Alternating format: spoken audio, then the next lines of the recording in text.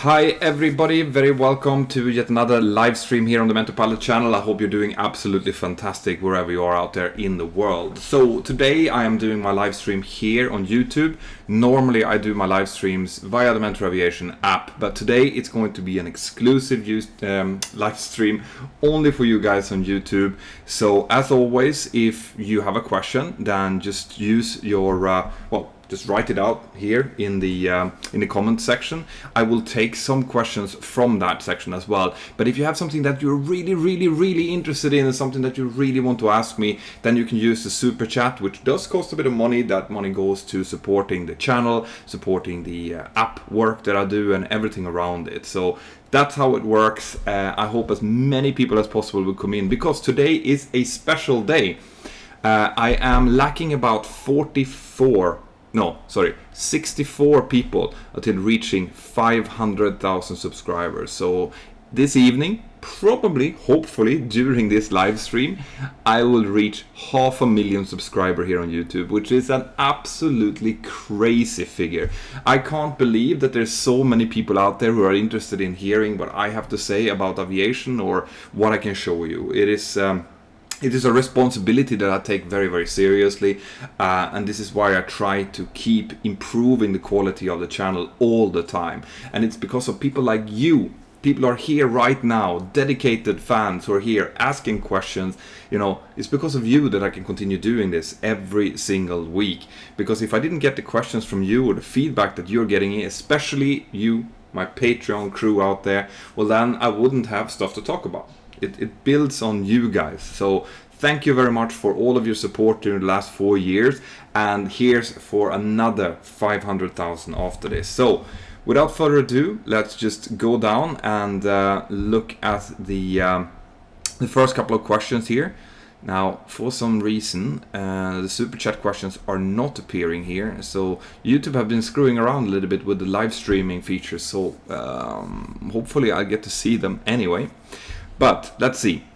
Just flown to Sydney. The plane hit by lightning, confirmed by captain announcement. What will happen to the plane once it has landed and we disembarked? I love the channel.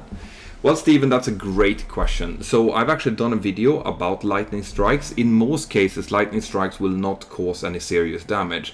The aircraft is what we call a Faraday's cage, which means that the lightning, when it enters one part of it, it will be conducted through the metal skin of the aircraft or a little metal mesh if the aircraft is not made out of metal, because we're seeing more and more composites in more modern aircraft. But it will be led through the outer skin and then it will exit. So the way that we will see it normally is that we will find teeny tiny little holes where the lightning has entered, and then the same kind of little holes, small holes in the structure where it has exited.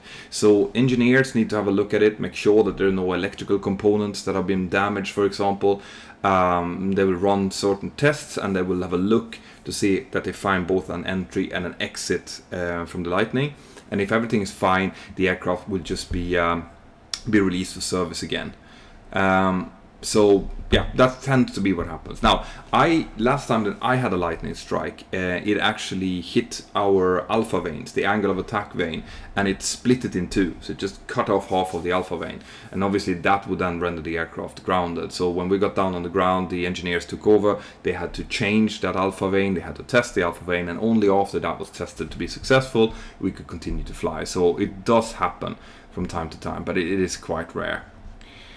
So let's see, that is the first super chat question. I don't know why I can't see the super chat questions side by side like I used to before. But Wolf's Rule 100, thank you very much for supporting the channel. What was the most beautiful sight you saw as a pilot? I saw the most amazing sunset on a flight last night, and it made me glued and had me glued to the window. Well, I mean, I have seen so many crazy, beautiful things, guys. I mean, if you're following me on Instagram, which I hope that you are, Mentor_pilot, you will have seen some of these things, because nowadays, well, I have my company issued iPad, which means I can take photos at, you know, some of these things, and I can, you know, carry them on and show them to you. So sunsets, you know, flying through, for example, when the sun is just about to rise and it starts to to illuminate the lower parts of the clouds. So the lower parts of the clouds look like they're on fire, and then you climb through that and up on top, and then the sun comes up out through the clouds. That's just crazy beautiful. But the most spectacular thing that I've ever seen was one flight I did up towards Torp in Norway, where it was after one of these solar storms. So there was crazy northern lights, as in aurora borealis, everywhere. It was like the whole sky was on fire, and the northern lights were jumping, and it was changing colors from blue to green to red, and sometimes you saw these distinctive kind of pillar shapes that you see, and then that would just crumble and it would turn into something that looked like flames. Absolutely crazy. I must have taken 100 photographs from that. Unfortunately, that was like with the first iteration of the iPhone, so if I look at them now, it just looks blurry, but it was an absolutely amazing sight. And I hope and I wish that all of you guys who are watching this will get the chance to see these kind of things. Like, it is beyond belief.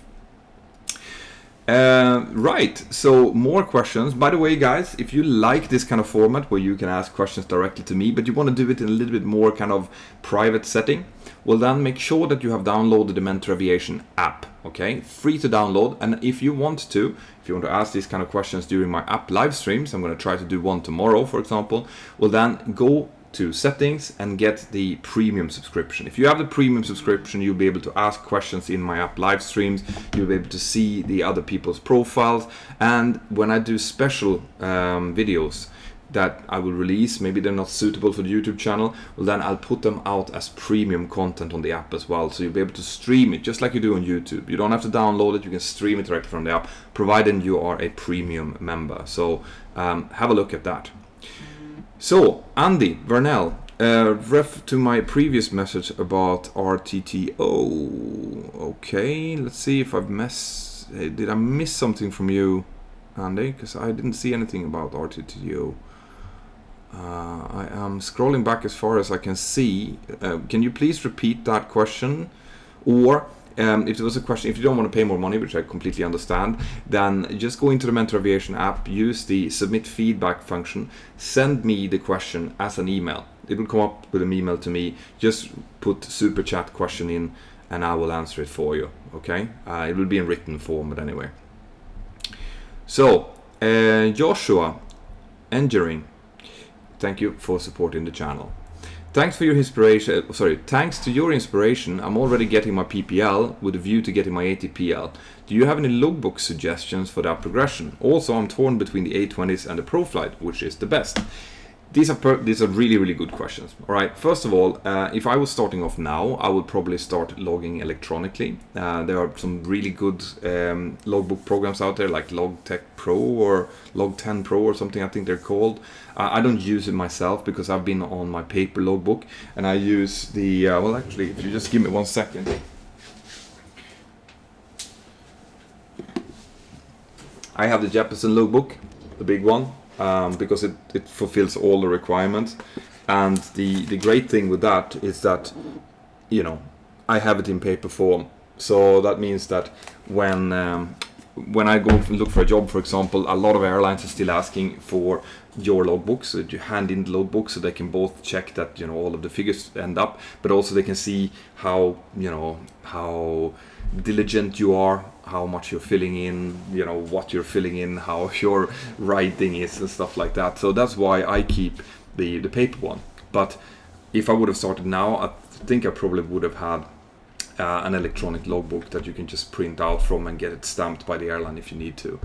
When it comes to the headset, I am a strong kind of supporter of Bose.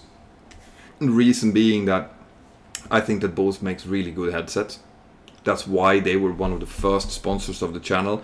I was actually asking them if they wanted to sponsor the channel because I'd been flying with Bose. I was really happy with the quality, and I only want to kind of push things that I think are quality items for you. So the question you should ask yourself is, do you need to fly, you know, general aviation as well as flying commercially? Because if you fly general aviation, I would suggest that you get the A20s, because the A20s, after all, are made for that. You know, if you're in a very noisy kind of one propeller aircraft, the A20s will suit better for you. If you're not, like me for example, I'm only flying commercially, then the Pro flight is better because it's just lighter. It's easier to use. Let's see now. I think guys, I have managed to figure out why I can't see the super chat questions here. Yes, I have. Anyway, that would be my suggestion. So use the A20 if you are going to fly. If you're in flight training, for example, well then A20s, that's what I would go with. You can use them commercially as well. So it's only really if you're only flying commercially that I would go for the Pro flight ones, because the Pro flight ones are so comfortable. They don't weigh anything on your head really. So, and thank you for following the channel. I'm happy to hear that I inspire you. That's what I'm kind of going for here. So, a normal question. Do you think Boeing will solve this issue with the 737 MAX 8 from Simon Bradshaw? Yes, I do. And I do think that we will probably see the MAX up and flying. I'm going to go out on a limb and say that we'll probably see it before Christmas. Right? Not in all, just in America first, and then it will eventually be released in the rest of the world. But I think that Boeing are kind of heads down, making sure that all of the little boxes are ticked now before the release. But yes, I do think that it's going to come again. More super chat questions here. How long is your layover you have taken before you can start flying again? And how long is your layover? Okay, in my airline we don't do layovers. We always come back home at night, which is what I prefer. But what we do have is a minimum rest, which tends to be about 12 hours. All right, it's 12 hours or as long as your duty. So if you've done a 15-hour duty, you need at least 15 hours of rest before you're allowed to work again. But then if you're starting to get into time zone differences, so if you fly over the Atlantic, for example, or if you then that will be counted in towards your rest as well. So it's a very complicated kind of procedure that you have to go through in order to calculate what your flight duty time was, what your total duty time is, and what your rest time is. And normally we would have a rostering department that look after that, but it's my responsibility as a pilot in command to make sure that we are legally rested before we can start flying again. So we have chapter 7 in our operations manual, which outlines exactly what we have to look at. So if if I've been flying through the night, if there's been delays, for example, so I'm into the window of circadian low, which is I think from 2 o'clock until 6 o'clock, 2 o'clock at night to 6 o'clock in the morning, well then the rest will be increased as well. So it's quite complicated. So another normal question then. So which flight school did you go to? I went to a flight school called Bromma Flygskola, which is now called OSM Aviation Training. It's in Sweden, and I went through a government-sponsored program. So OSM was the kind of service provider for that government program. But they're still around. It's a very high-quality flight school that that anyone who's interested to go to do flight training in Scandinavia should have a look at them.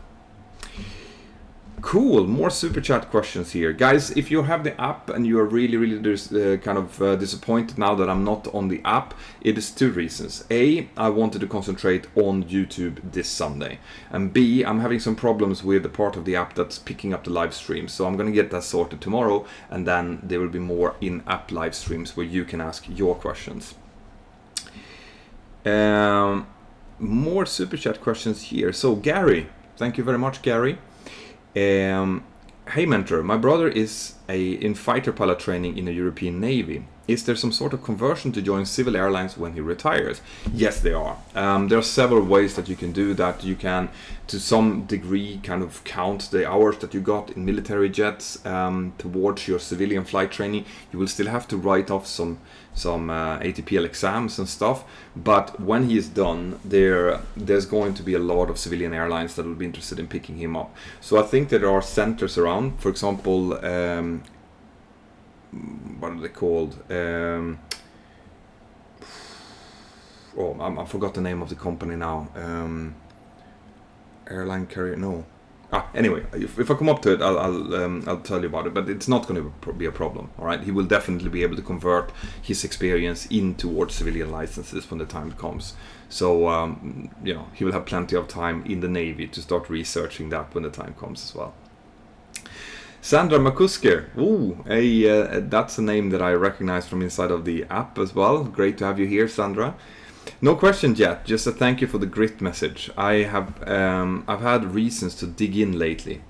Big changes takes grit. Yeah, and this has been one of the major kind of pushes that I've done to the channel, is that even though I say that you can do anything, that anything is possible, that it's up to you to kind of get your dreams to come true, it will not happen by itself. It will not happen by you sitting back and kind of waiting for it to happen. It will take grit and determination. That's the only way that you're going to get through all of the training that you need to, the potential funding, finding the right flight school, finding the job. It is grit, hard work, digging your feet in and getting the job done. No one will do that for you. But once you've done it, you'll realize that you'll have a significant kind of foot up on other people as well. Because it takes, once you have learned grit will always be with you. You won't sit back and relax. You'll realize that whatever is you want, it's there for your taking, but it's going to take your effort to do so.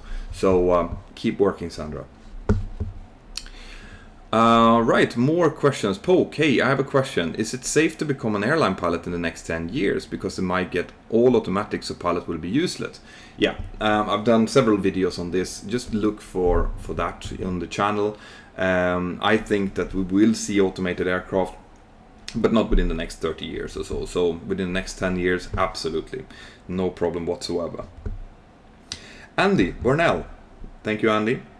Do you think RTTO is an unnecessary risk? I saw that Spirit Airlines were rotating right at the end of the runway, but United and American were rotating at about halfway using the same equipment. We always do reduce takeoff thrust. Like that's what Boeing recommends. It's the best way of both saving on engine life. It saves on environment because it's less both noise and pollution. So, there is absolutely no problem with reducing the takeoff thrust, providing that you make sure that you're within your performance limits, right? So that's what we do for every takeoff. We go in, we put in what is the temperature, what's the runway length, what's the pressure outside, what's the runway state, what's the what else?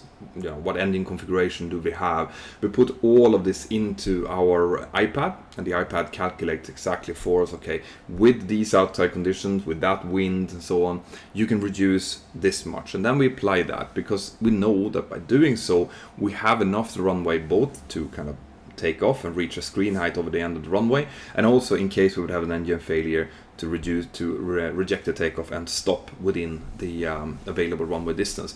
So providing that you do that right and you understand what you're doing, it's absolutely no problem at all to do reduced takeoff thrusts departures. And I hope that answers your question. Starbuck 2143, just started to follow your channel, love aviation and your informative videos. Well, thank you. My question is, do you aspire to fly wide-body aircraft in the future? One of the most common questions here on the channel, my aspirations is no, I don't have any yearning to fly anything big. However, I would love to try. As in, if I would have the chance and this wouldn't impact on my overall life quality, then absolutely. I would love to try the Airbus 350, the Boeing 787. Well, the queen of the skies, the 747 would be fantastic to fly. But no, it's not like that, right? It's not like all of the short haul or medium haul pilots are like looking up to this bigger aircraft and say, oh, I wish I would fly that. Remember, the distance from where we're sitting to the nose of the aircraft is exactly the same. Well, give or take maybe half a meter or so. Like you don't feel that different when you fly a big aircraft. You'll be sitting a little bit higher up when you're taxiing, but once you fly, the flying is more or less the same. Might be a little bit comfortable with a bigger office. The 737 is notoriously tight, but the flying is exactly the same, and that's what I wanted to get to. That it doesn't really matter. What does matter is what kind of life quality you can have, of course, what kind of salary you get out of it, and terms and conditions, pension deals. These are the kind of things we're looking at. So if I could get that, even flying a smaller aircraft, I would probably do that, you know. So the answer is yes, I would love to try. No, I'm not aspiring to it. So I'll take some question here from the normal as well before I continue with the super chat questions. Top tips for ground school from Will Crowther. Oh yeah, make sure that you dig your feet in and actually do it. Like, it's going to take a lot of study, and it's going to take a lot of study technique. Okay, so when it comes to ground school, make sure that you divide you know that you have I think 2 or 3 different test opportunities that you can do the test at. Make sure that you group the subjects together so that you aim for having first time passes in all of them, instead of grouping maybe the hardest ones together on one occasion, right? That's very important. You have to talk to your flight school about that, because it is very, very important that you try to achieve first time passes on your on your exams. And otherwise, on top of that, you know, drink coffee but not too much.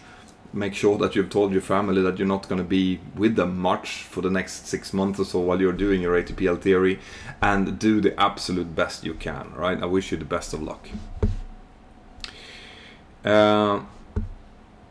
Mentor pilots, I see there's a lot of people that's highlighting me in the chat here. I'll get back into normal chat very soon. So Jason LeBlanc, I am a private pilot, but couldn't get commercial because of my color blindness. What's your take on color blindness, and do you think it will eventually be considered like myopia was in early aviation years? First of all, I'm not an AME, so I'm not a medical examiner, which means that I can't really speak to exactly why they have put the color vision kind of limitation in there. Obviously, to be able to easily distinguish between different colors is important. Also, a lot of airport signs, color markings on the ground, color markings in the cockpit and stuff are very color specific. So if you have problems, you know, actually changing that could be a problem. But what we are seeing is, I think that there are countries, I think Australia and New Zealand are looking into, if they haven't already, removed that requirement. Which would indicate that the kind of color blindness that they are referring to, which might be that you can see the differences, but you can't really put a name to which is which, could be acceptable. So the answer to your question is, unfortunately, I don't know. I can't really speak about it. But yes, I do think that there is a chance that it might be taken away in the future. I have my, from Ian Gill, I have my hat on. Go Mentor. Whee! Yeah, what he's referring to, Ian is one of my patrons, all right? And what I've done, what my wife is doing, you can see the mess here behind, is she is now sending out little gift packages to my patrons, all right? The people who've been there for a long while. The people who've been there the longest are the ones we're sending to first, and then we're going down the list. So if you're a patron, make sure that you have updated your address info on Patreon. Just send me a message if you haven't already, because then I'll send it on to my wife, and my wife can start making these little goodie bags for you. But this is something that I want to give to my patrons, because they have been supporting the channel. They've been helping me with like previewing videos and discussing what I should and shouldn't do for so long, that I want to show my appreciation, and I want to be able to you know, like, show that they're actually part of the Mentor Patreon crew, for example. You know, this is just one of the little things. Cool. So yeah, good man. Jeremy Nicholas, thank you for the education. The typical airline cockpit looks awful for a tall guy like me, 6.5 feet. Do you have many tall colleagues? Thanks and keep up the great work. Yeah, I have to admit that if you're really tall, then you are going to kind of hit your head on numerous occasions. But I have trained people who are well over 2 meters. I'm not too familiar with 6'5" and 6.5, so that was 6,380. Okay, yeah, so you're up around 2 meters, a little bit below. I've had people who are over 2, I think over to 2 meters 10 centimeters or something like that, and that will be about the limit of what is ergonomically doable. Like, otherwise you'll be sitting kind of, you're squeezing down below the overhead panel. It will not be nice, but it is possible, yes. Comfortable, maybe not. But then again, the 737 cockpit is not very comfortable to start with. But thank you for your nice word. So let's see. Okay, one thing, guys. I see that my administrator here, every type of video, has eliminated a super chat message. That means that someone has been sending something inappropriate through super chat. Don't do that, guys. I mean, I have people here who are monitoring to make sure that there's nothing nasty or racist or just pure wrong being sent. And if you send that as a super chat, it means you're just paying money for nothing. So make sure that you stay and you keep to the motto of the Mentour Pilot channel, which is positive and constructive. There are no stupid questions. I will answer the questions that come in, but I will not tolerate any kind of abuse, and neither will my administrators do. So just remember that, guys. Freckles Aviation, will you collaborate with Captain Joe or 74 Gear? Well, if you live, you'll see. Like, if you follow the channel and you keep an update, you will see. When it comes to Captain Joe, I've said that many times, that I haven't had any contact with him for the last year and a half, almost 2 years now. I tried, and he was not interested, so that's probably not going to happen. 74 Gear, we'll see. He's a cool dude, so hopefully.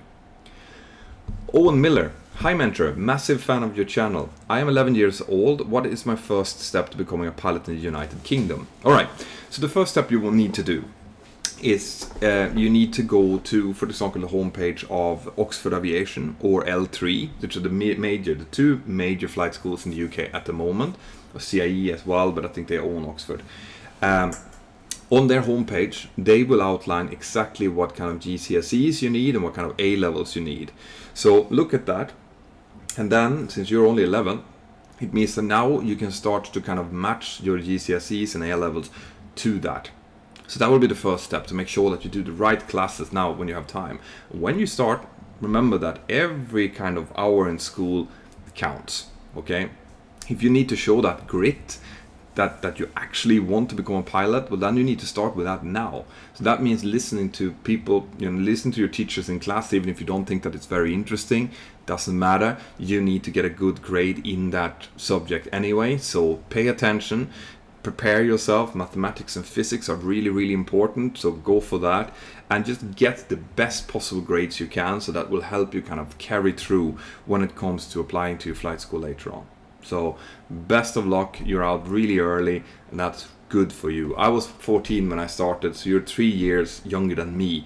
So hopefully, in a couple of years, you'll be the one sitting here giving advice to people. Good stuff. Good luck. George G, have you seen any strange objects while flying? Yeah, from time to time you do see. I remember specifically some glowing lights over the Alps when I was flying as a first officer. I actually took photos of them. I'm going to try to dig those photos out one day. They were well below us. They were keeping our speed, but they were well below us. And the funny thing was that we were in the descent at that point, and we were just above the MSA. So since they were below us, it means that those lights were below the MSA, which means that no instrument flight would be there. It would be too close to the terrain. But they were also not on the ground, because they were keeping more or less the same speed as us. We never got an answer to what that was. They were far away, so there were never any problem, which means that we didn't have to file a report or anything. But those are probably the strangest things that I've seen. Otherwise, most of the things that you see have an absolutely natural explanation. And those things probably were some kind of like afterburner lights from military aircraft doing exercises in the area or something like that. Most of the things you do have an explanation to. But yeah, it's interesting sometimes. So that was this last super chat question for now. So let's see if we take any normal questions here from the chat. How do you find a job after flight school? Yeah, that can be a bit challenging, depending also on how the economy is doing. Up until now, the last 2-3 years have been absolutely fantastic. Like, there's been loads of jobs, even for low-time pilots out there. Now we're coming into a bit of a slump, and I'm sure that you already noticed that by some of the smaller airlines going bust. Then what happens is that all of those pilots that goes, from the airlines that goes bust, they fill out the positions in the other airlines, and those other airlines might not be taking up or recruiting as many low-hour pilots as they did. I think Ryanair has stopped or have frozen their recruitment for a while now due to the Maxes not turning up, or for other reasons. So at the moment it's a little bit harder than it used to be, but the fact remains, I graduated basically 6 months after September 11th. It was the worst crisis in the history of the aviation industry, and I managed to find a job. It's just a matter of making sure you have good results, making sure that you have grit, that that you've done your suitability test and you've done screening before you started flight school, so you're sure that you can pass those screening tests when the time comes. And then it's just, like I said, grit. You have to apply for everything there is. You have to be ready to move away to maybe a different country, even a different continent sometimes, to get that first job. But never ever give up. All right, just go for it. The wardrobe. What's your morning routine? How do you prepare for a day of flying? Right, I'll tell you my morning routine. Right, I get up, swear a little bit about the my alarm clock going off at 4 o'clock in the morning. Then I'll take a shower, I'll go down, I'll pick up my iPad, my company iPad. So while I'm eating breakfast, I'm downloading the flight plans, I'm downloading the NOTAMs and the weather. So while eating breakfast, I can already see where the problem areas will be, where there's going to be bad weather, where we're going to need more fuel. I can see if there's any NOTAMs. I can read up on any airfield brief to see if there's anything strange or more challenging that I'm going into. So I already have a very, very good view of the day, even before I hit the office. I'll probably read a little bit of news as well. And then once I have my breakfast done, I'll make sure that I have my food with me, because my airline, we don't get any food, we just take our food with us. So I fill up my flight bag with food and water, and then I will, get the stuff into the car, drive 35 minutes to the airport, and when I get there, my first officer, if it's been a good first officer, I've done exactly the same thing. So we just kind of reconvene, go through the things that we both found out, and then we decide on fuel, we brief the cabin crew, say hello to everyone, and then we go to the aircraft and start to prepare it. So while before I have the iPad, it was a lot about coming to the office and kind of gathering all of the stuff and trying to find what picture was there and then. Now it's great because it means that we can prepare a bit before. So I love having the extra situational awareness that gives me, because it will, if I see that there's a lot of fog, all our alternates are out, I can even already there start to find other alternates, and I can call flight planning on my way into work saying, listen, can you issue a flight plan with this alternate instead, because I know the weather is good there, and it will just save so much time and stress once we get into the office. So that's the way I do it. Some other people might say, well, that's actually working before you get to work, why would you do that?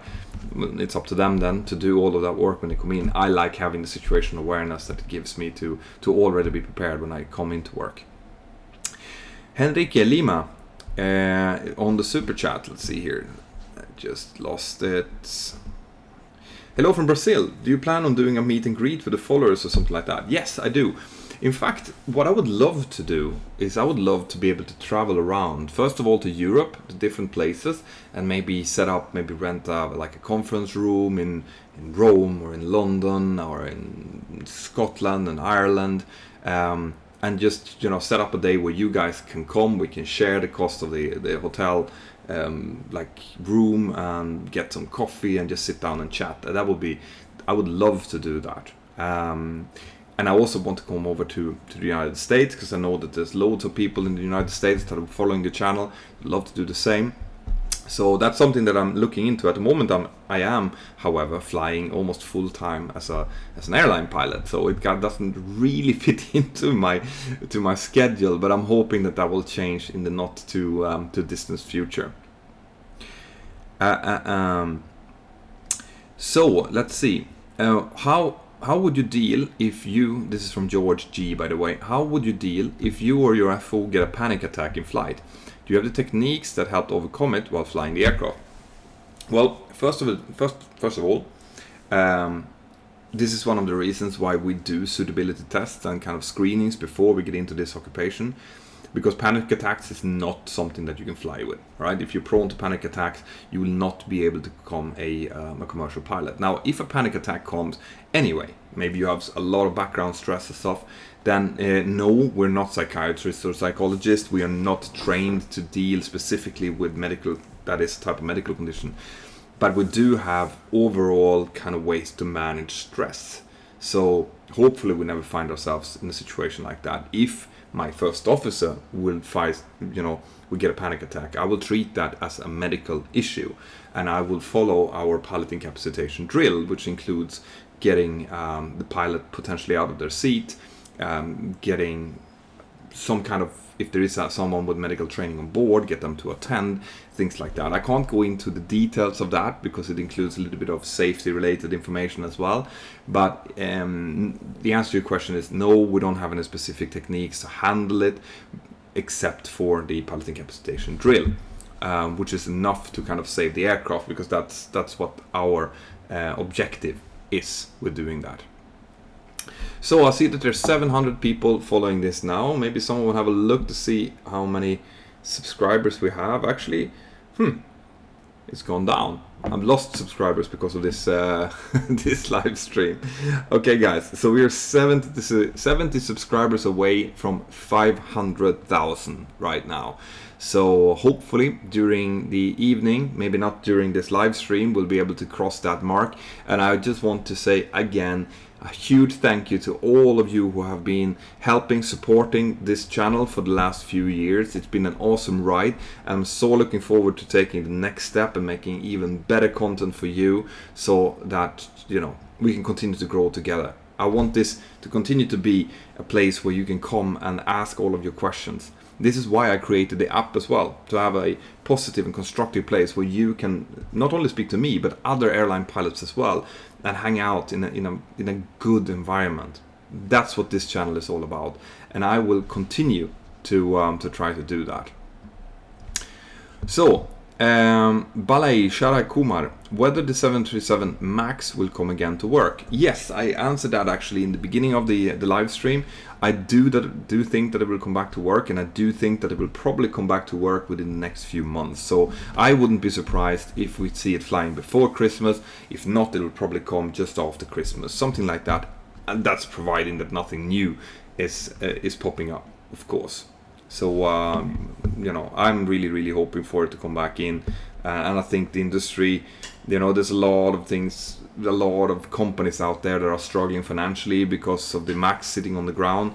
I think that is a really unnecessary thing for the industry right now. So nothing would make me happier on the industry side than to see the MAX up and flying again.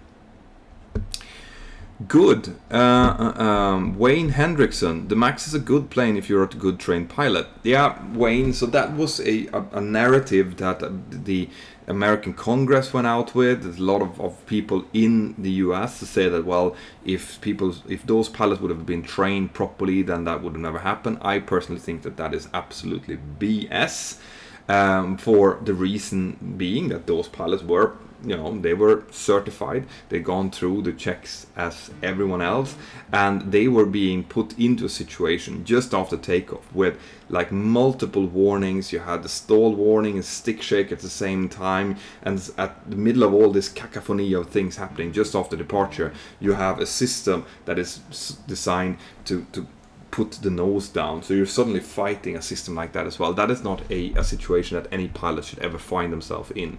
So you have to build an aircraft built on it being flown by not the Chuck Yeagers or the descendant of Chuck Yeagers out there, but by the average pilot that are well trained, that are okay, or that did go through their sim checks and matter. Everyone who was deemed safe by the authorities to fly an aircraft should be deemed safe to fly any aircraft that is certified, and that is my view on that. Okay. Nick, how common are check ride training failures in flight school, and do they prevent pilots from finding jobs at airlines? That depends. All right, quite a few airlines will look at your flight training records, and they will want to see that you've had first time passes in your theoretical exams and also in your practical exams. So yes, there are some possibilities that if you do fail any part of your training and you have to retake that training, then that might turn up on your training record and then might stop you from getting some flight job somewhere. So I'm not going to say anything by that. And this is one of the reasons why I am working on something that I hope and think that a lot of you guys are going to be interested in. I'm not going to say what it is, but what I can tell you is that if you are one of those people who are interested in maybe getting some help with funding your flight training or finding the correct training organizations out there, not just the ones that say that they're good, but actually proven that they're good. Well, if you're a part of that, so you need money for your training and you need to access good flight training and you also need a good job after that, then I would highly recommend you to go into mentorpilot.com.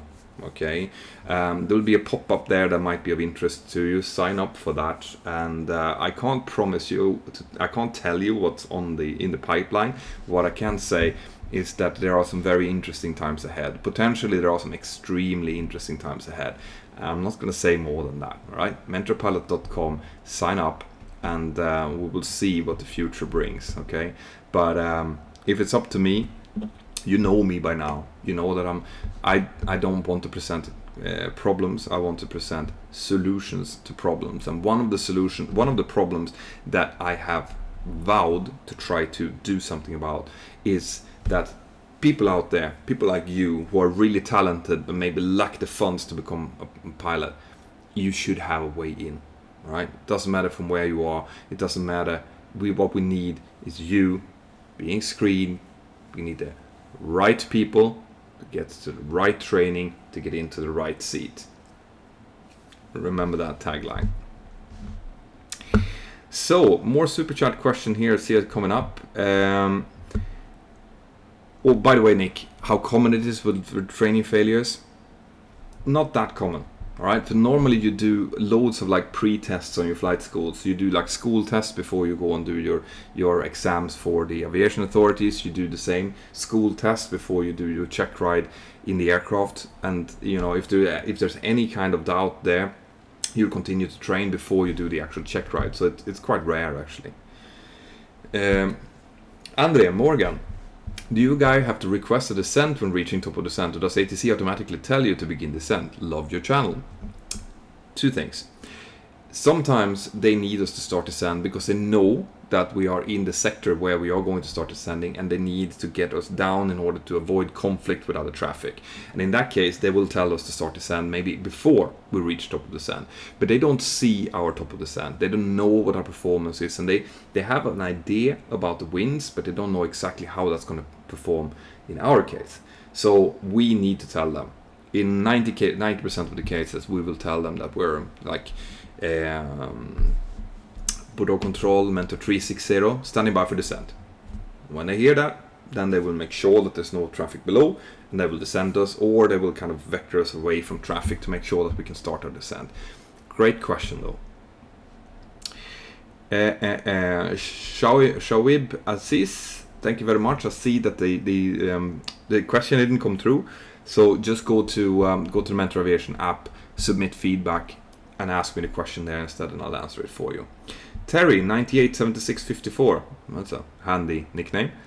Would you like to fly long haul, or are you happy doing what you do now? Yeah, I talked about that a little bit in the beginning of the live stream. I am happy where I am now. I actually have the best job in the aviation industry, in my view, right now. But right now it also looks like that might be changing. So if that does, then I'll be open for anything.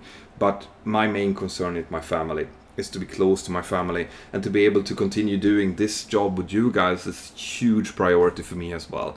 So no, long haul I will do, but probably not full time. I would be interested in doing long haul on a part-time roster in order to stay as much as possible at home with my family. George G, if you would be allowed to fly any fighter jet you wish, which one would it be? I would love to fly the SR-71 Blackbird. That's not a fighter, I know, but it's a military aircraft. So I would have loved to try that one out. Otherwise, the Raptor would be awesome to try out. I'd Otherwise, I don't know. I've never really been much into fighter jets. I think that they're awesome machines. I love watching them, but I'm not into flying them. It's a completely different type of operation, which never really attracted me, to be perfectly honest. Paul Kinman, hi Petter, just a quick question. What is the cause of the brief smell of fuel inside the cabin as the engines spool up? Bleed air? No.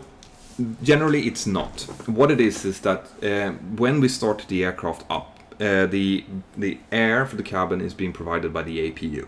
Okay, the APU inlet is sitting on the right-hand side, or at least on the 800, on the side of the aircraft. And if the wind is from a specific direction, then as we start our engine number 2, well, then there will be a little puff of smoke coming out when we put the fuel on. That smoke can go into the APU inlet, and it can actually cause that smell, right? At least for a little short while. Now, the packs will be turned off in order for us to start the engines in the first place, but when they go back on, then you might get that whiff of jet fuel, and that actually comes from your own engines being sucked in by the APU and then delivered back out into the cabin. That tends to be the case. So no, it's not from the bleed air. That would be very bad.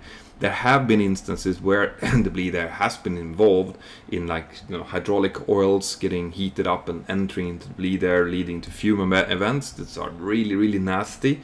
Fortunately, they're very, very rare. Okay, but it's something that the industry is looking into at the moment, because there's been more and more reports of fume events which have actually had some really bad consequences for the crew that's been kind of long-term exposed to them. They have all sorts of nasty stuff inside of the hydraulic fluids. Varistin, I was a US Air Force air crew. We were not allowed to take over-the-counter medicines. We were not allowed to take over-the-counter medicines like NyQuil. We need the prescriptions from the flight doc. What are the rules for civilians? Similar. So we can, when it comes to the likes of paracetamol, for example, we're allowed to take it, right? Any other medication that we take, you have to have a good read on the back side. Anytime it says like not suitable for operating heavy machinery, that's not a good indication, right? And whenever we are the smallest bit worried about whether or not we can take a specific medication, we have to contact our AME, and the AME have to then check out that particular medicine and see if it's okay to fly with. So the best thing is always, whenever you're a little bit unsure, just call your AME, say, listen, I've been prescribed this, can I take it? And then they will say yes or no. The same with over-the-counter stuff as well. Great question, though. This is actually something that we talk about in the recurrent training we're doing right now, to make sure that our pilots are aware that they need to check that out, because you can have some stuff that makes you sleepy, or some stuff that makes you lose your equilibrium, or things like, or give you nausea, and obviously flying with that would be not good. Slice83, hi Mentor, can you talk us through a typical week of work, please? Trying to picture what life would look like, considering the free time. So once again, this is extremely depending on what airline you're working for. Okay, my airline and the way that we fly is we fly 5 days, and then you have 4 days off at home, and then you have another 5 days. We typically do 5 days of earlies, and that will be, like I said, waking up at 4 o'clock in the morning, getting to the airport, maybe flying 2 sectors or 4 sectors. If you do 4 sectors, you land back at maybe 4 o'clock in the afternoon. But then you drive back home again, eat something, maybe go to the gym, go to bed again at 8:30, 9, and then sleep again to 4, and then you do that 5 days in a row, potentially. There could be some standby days, and if you're not being called from that, it means that you're staying at home, and you can use that day to just be with the family. But you could also be called off those days, so just count on 5 days like that. And then 4 days off where you do whatever you want. And the benefit here is that obviously you haven't been out of your time zone, so you don't have any nasty jet lag or anything to get rid of. You're fully functioning. So if you don't 5 days of earlies, you're going to be quite kind of tired on the first day off. But then the last 3 days off, it'll be up to you to do whatever you feel like. And then the following 5 days are going to be 5 days of lates, which means that you start maybe around 12 o'clock or 1 o'clock in the afternoon, and you work to 11 o'clock at night or almost midnight. So you will be able to do stuff in the mornings back home. If you're doing 2 sectors, maybe you don't start until 4 or 5 o'clock in the afternoon, so you have the whole day to do stuff. and then you work in the evenings, come back, sleep, and repeat. So that's the way that it looks. You can only do 900 hours per year. So if you fly a roster like that with very long days, you are going to end up with quite a few standby days as well, where you're less than likely to be called out. So there is going to be quite a lot of home time on that roster, but it will also be hard work, right? There's no question about it. There's no easy breezy flight jobs anymore. If they do exist, they disappear with the airline that didn't utilize their pilots. So being a pilot is a lovely job, but it's also very hard work, and that's something that you guys need to know before you get yourself into this. Right, guys, listen, I am coming up to about an hour now, like almost 50 minutes at least, and I see I've gained another 13 subscribers, so we're now 57 subscribers away from the 500,000 mark, which is absolutely insane. I think maybe we will be able to reach this, well, not maybe by midnight, but definitely early tomorrow morning. So once again, guys, before I go, I don't see if there's any more super chats. Just gonna go through the list to make sure I haven't missed anything here from the beginning. I think that I have covered them all. Yeah, that's it. Well, anyway, guys, that's it. Remember, like I said, I will probably put out some more videos during the week. I am working on a project that I think that you guys are really going to be interested in. And if you're not, you're going to know someone who's going to be interested in it. It has to do with helping talented people to get funding for their flight training. I can't give you any more details than that, but it's something that I'm working hard on. So go into mentorpilot.com, and let's see, that's down here, mentorpilot.com. There's going to be a pop-up there. Write in your details. It's not going to cost anything else, but it means that we will be able to contact you when whatever happens, providing that it all falls into place. Then we will be able to come with some really exciting news for you guys. So jump over there and start signing up and start telling people to do it. I'm going to release a video outlining a little bit more details, but not all of the details, because it's not it's not been decided yet, okay?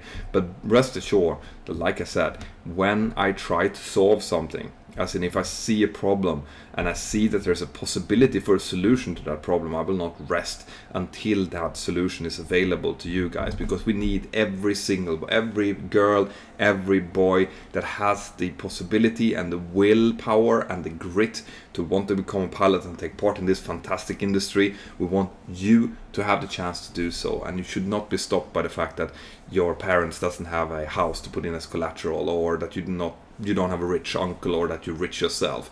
Money should not be the main issue. We need all of you guys. And on that bombshell, I am going to sign off for tonight. So have an absolutely fantastic evening, guys. Just make sure that I haven't missed any super chat. There we go. Take care of yourself, and I'll see you next time. Bye bye.